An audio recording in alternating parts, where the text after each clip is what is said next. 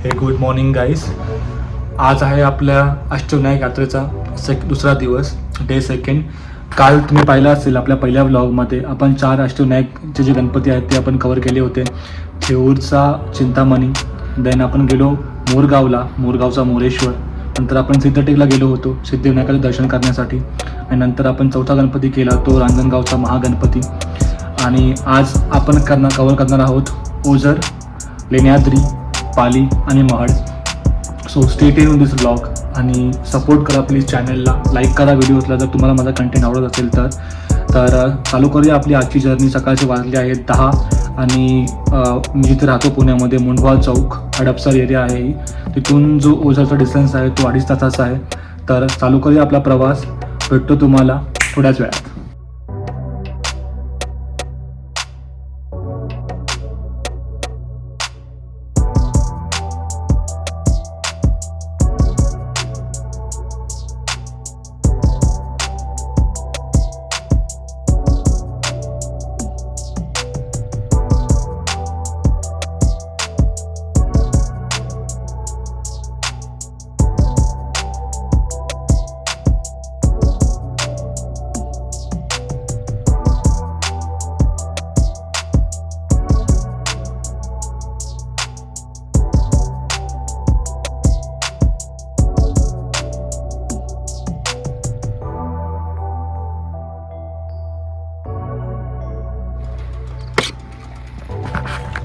थोडासा पॉज घेतला आहे मी.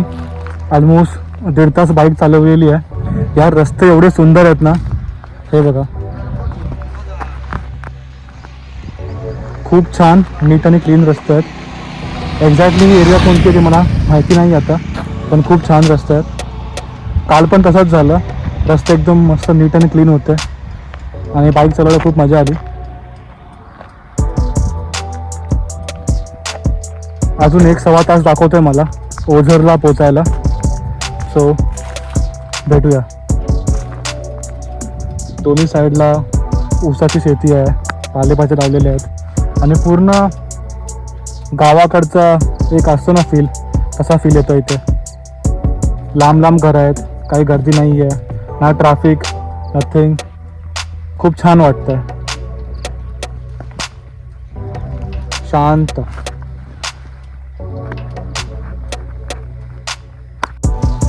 एक छानसं काही सापडलं मला तुम्हाला दाखवायसाठी. 1 सेकंड.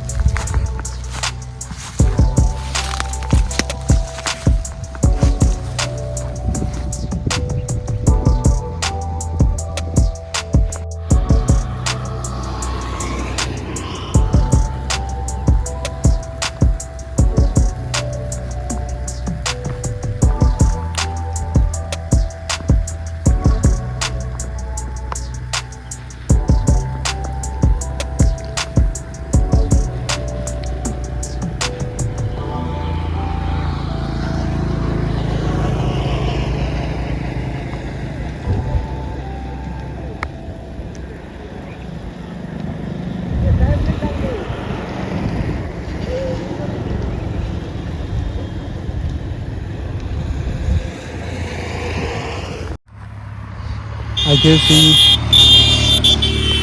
झेंडूची फुलं आहेत, ऑरेंज आणि पिवळी, जी आपण हार बनवण्यासाठी वापरतो, तीच फुलं आहेत.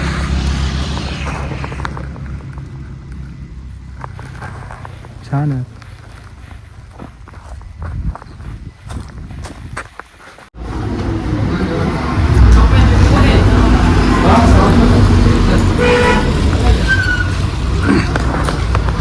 जसं आपल्या मुंबईमध्ये वडापाव फेमस आहे, तसं पुण्यामध्ये तुम्हाला जागोजागी चहा आणि मिसळ भेटेल. तर थांबलो मी एका लोकल ठिकाणी मिसळ खाण्यासाठी. छान आहे. आता ज्या एरियामध्ये मी आहे तिचं नाव आहे बबल, आणि अजून मला 45 मिनिट्स टू 1 आवर लागणार आहे पोचायसाठी.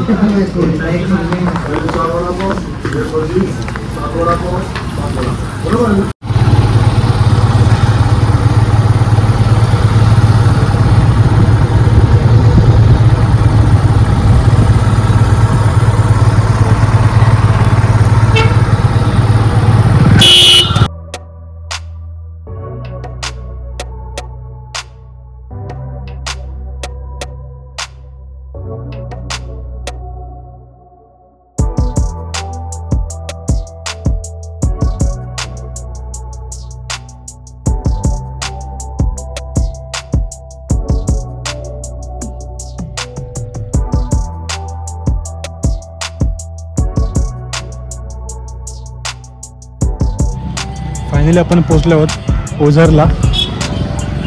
इथून ही एंट्री आहे आणि पाठीस खूप मोठा तलाव किंवा नदी आहे. खूप शांत असं वातावरण आहे. गाडी पार्क केली इथे मी, फ्री पार्किंग आय गेस.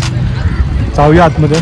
खूप जास्त एक्सायटेड आहे मी कारण का वातावरण आणि ओव्हरऑल ॲम्बियन्स खूप छान वाटतं आहे.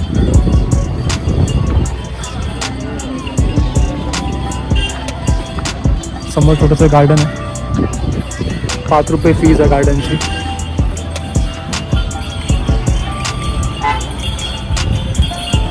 अगोदर आपण दर्शन करून घेऊया श्रींचे, नंतर येऊन तुम्हाला मी हा इकडचा लेकसुद्धा दाखवेन.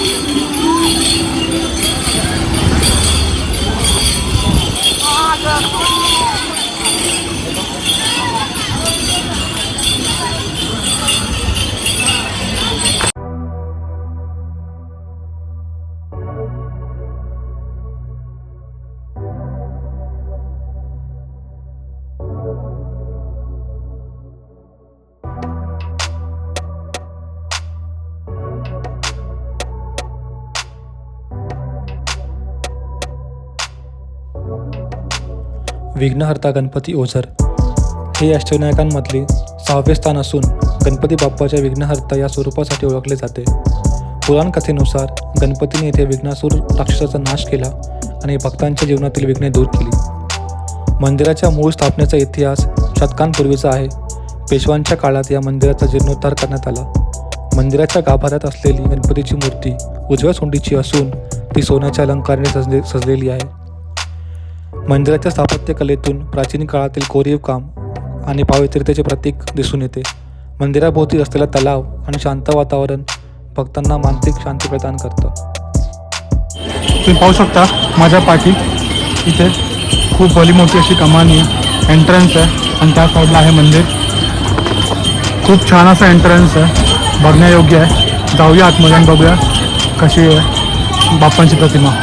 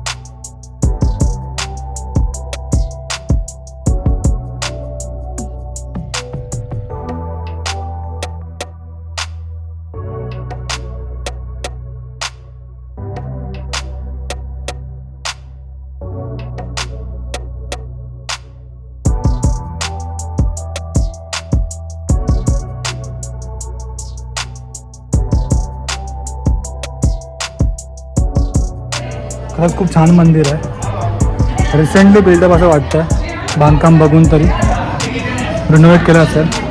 गर्दी वाढती आहे भक्तांची. आपण जाऊन पण दर्शन घेऊया, नंतर बाहेरचा परिसर कव्हर करूया.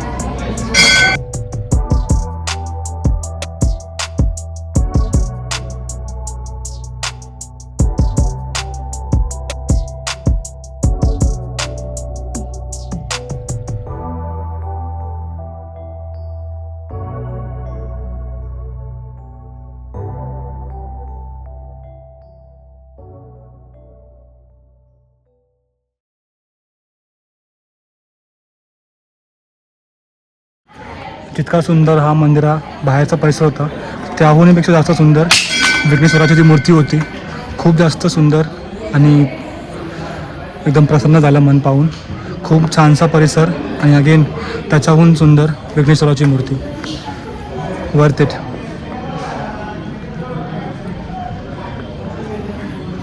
ओझर विघ्नहर्ता टेम्पलपासून लेण्याद्रीचा जो गणपती आहे तो हार्डली 15-20 मिनिट्सचा डिस्टन्स आहे. तर आपण जाऊया आणि दर्शन घेऊया आता लेण्याद्रीच्या गणपतीचे.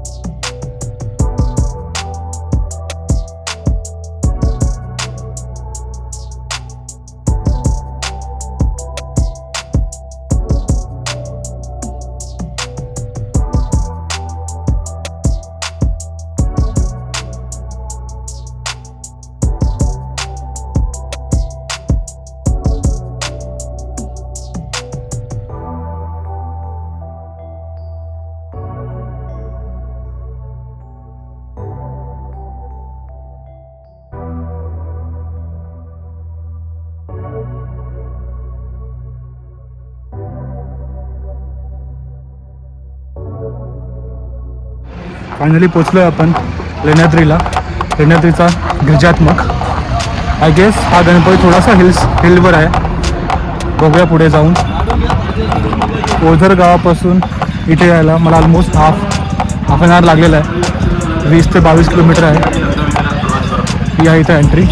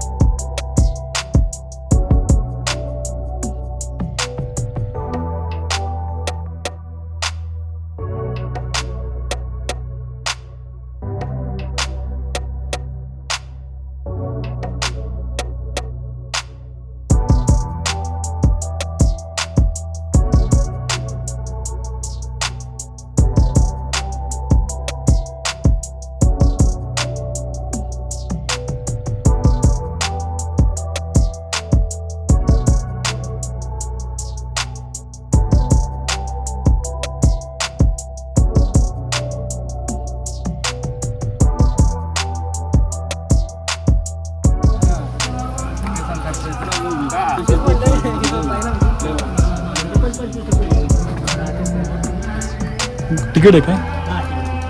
गुगल पे होतं का?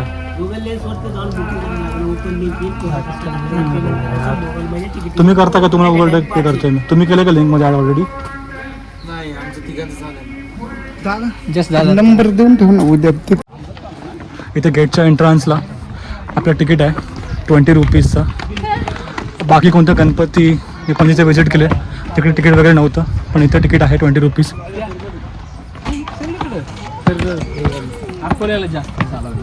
आणि थोडंसं वरती आपलं चढावं लागतं. थोडे स्टेअर्स आहेत इथे.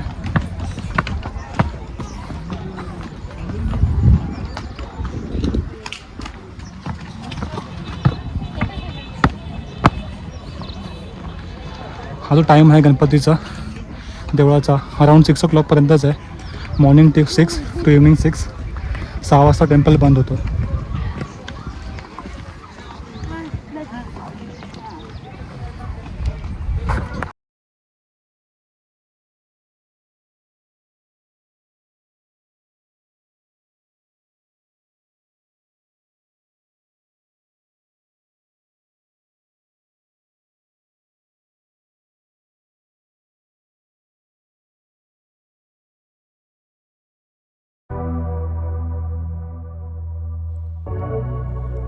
गिरिजात्मज गणपती लेण्याद्री.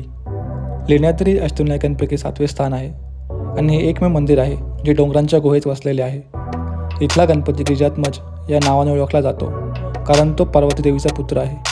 पुराण कथेनुसार पार्वती देवीने येथे तपस्या करून गणेशाला पुत्र स्वरूपात प्राप्त केले. त्यामुळे या ठिकाणाला धार्मिक दृष्टिकोनातून देखील फार मोठं महत्त्व आहे. लेण्याद्रीची मूर्ती नैसर्गिक दगडात कोरलेली असून ती डोंगरांच्या 300 पायऱ्या चढल्यानंतर गाभाऱ्यात दिसते. मूर्ती उजव्या सोंडीची असून सडपातळ आणि सुंदर स्वरूपाची आहे. विशेष म्हणजे गाभाऱ्यात दीपमाळा, विद्युत प्रकाश नाही पण तरीही सूर्यप्रकाश गाभाऱ्यात पोचतो.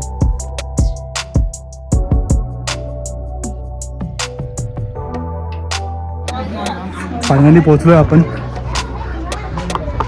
आहे यार थोड्या शिड्या, खूप मोठ्या मोठ्या पायऱ्या आहेत म्हणून थोडं दम लागतो. पाहू शकतो मी.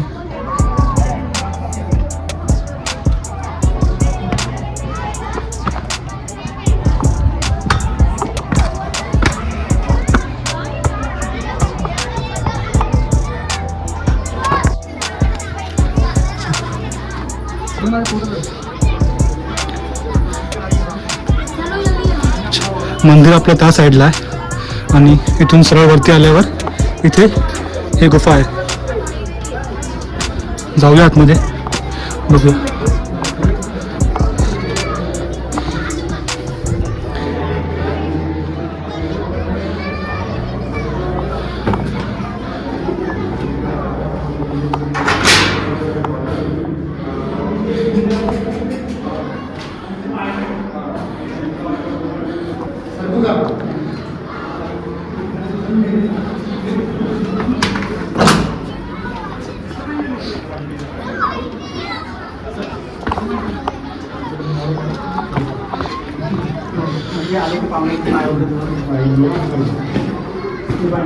अच्छा, आय गेस मेडिटेशनसाठी आहे इथे. हो, मेडिटेशन.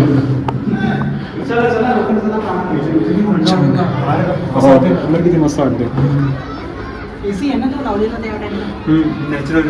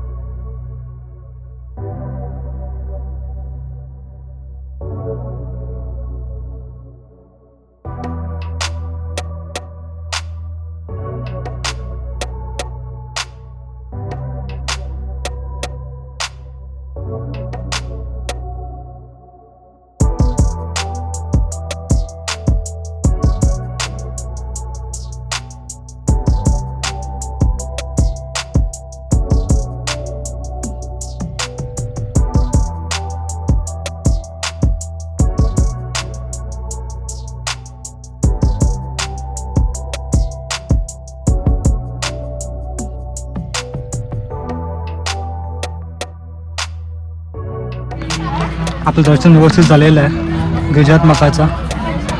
आता आपलं नेक्स्ट डेस्टिनेशन जे आहे ते आहे पाली आणि ते इथून ऑलमोस्ट 120 किलोमीटर आहे. 4-4.5 तास लागणार आहे आणि आता वाजल्यात 4:30. तर बघूया, खूप लांबचा प्रवास आहे, 4-4.5 तास.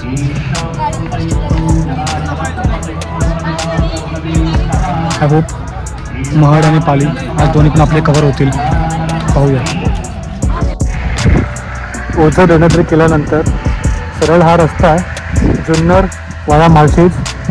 टोटल 53 किलोमीटरचा हा कंटिन्युअस पॅच आहे सरळ.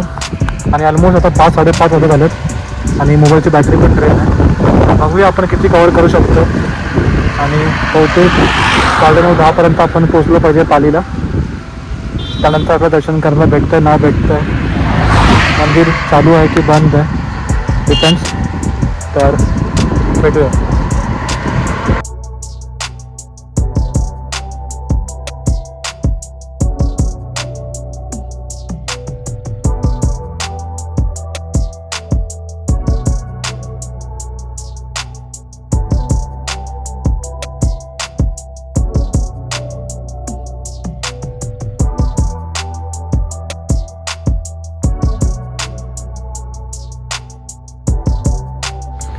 हे गुड मॉर्निंग गाईज. काल ओझराने लेण्याद्री केल्यानंतर खूप उशीर झाला होता. माळशेज घाटावरून इथे येता येताना नवी मुंबईला ऑलमोस्ट 8:30 वाजले होते आणि 9-9:30ला टेम्पल्स बंद होतात. तर काल पाली आणि महड आपण स्किप केला. तर आज आपण चाललो सकाळचे 7 वाजलेत आणि ऑब्व्हियसली आज आपले होऊन जातील अष्टविनायक आपण आज कंप्लीट करणार आहोत. तर मी चालू करतो आपला आजचा प्रवास. Stay tune in this vlog.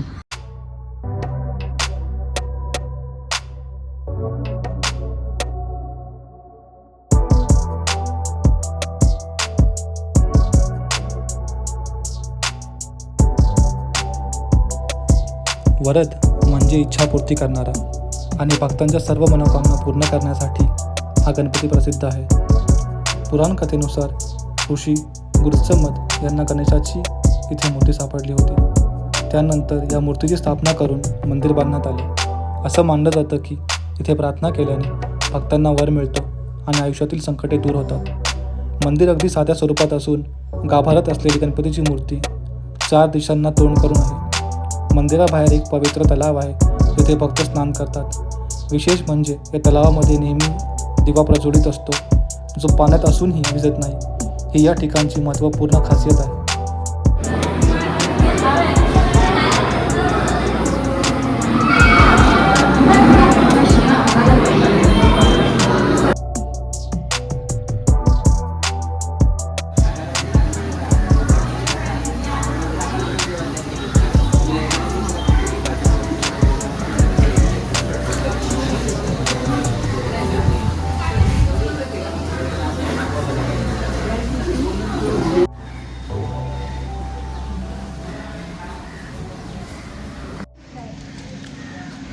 दर्शन झालेलं आहे आपलं महडचा वरदविनायक. खूप जास्त रांग होती भक्तांची बिकॉज आज शनिवार आहे तर जास्त रश होता इथे. अर्धा पाऊण तास लागला मला दर्शनासाठी पण चांगलं दर्शन झालं.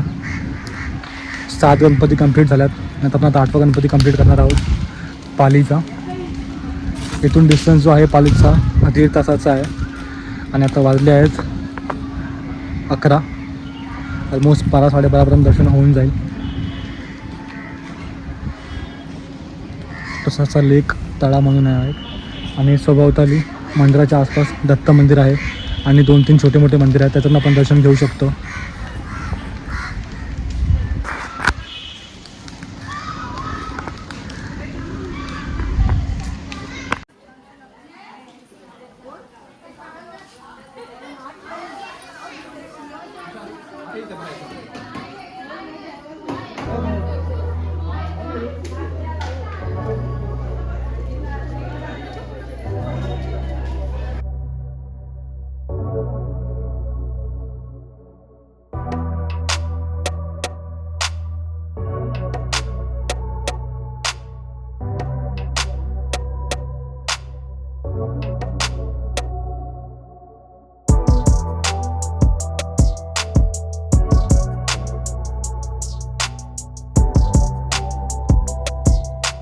बल्लाळेश्वर गणपती पाली. पुराणकथेनुसार बल्लाळ नावाच्या गणेश भक्ताने गावकऱ्यांच्या विरोधानंतरही अखंड गणेश भक्ती केली. त्याच्या भक्तीने प्रसन्न होऊन गणपतीला दर्शन दिलं आणि या ठिकाणी वास्तव्य केलं. पालीचं बल्लाळेश्वर मंदिर पूर्णपणे दगडाने बांधलेलं आहे आणि पेशव्यांच्या काळात त्याचा जीर्णोद्धार करण्यात आला आहे. मंदिराची गणपती मूर्ती पश्चिमाभिमुख आहे आणि ती उजव्या सोंडीची असून सुंदर अलंकाराने सजलेली आहे. विशेष म्हणजे सूर्यकिरण थेट गाभाऱ्यात प्रवेश करतात ज्यामुळे मूर्तीला तेजस्वी रूप लाभतं. फायनली आपण आलो आहे बल्लाळेश्वराला. बल्लाळेश्वराचं दर्शन घेण्याच्या अगोदर इथे एक प्रथा किंवा रिच्युअल म्हणा धुंडीविनायक म्हणून गणपती आहे त्यांचं मंदिर इथे पाठी आहे. त्यांचं आपण अगोदर दर्शन घेतो. त्यानंतर पुन्हा आतमध्ये आपण जातो. आतमध्ये अलाउड नाही आहे फोटोज कॅमेरा वगैरे. इथेच फोन स्टॉप करावा लागेल.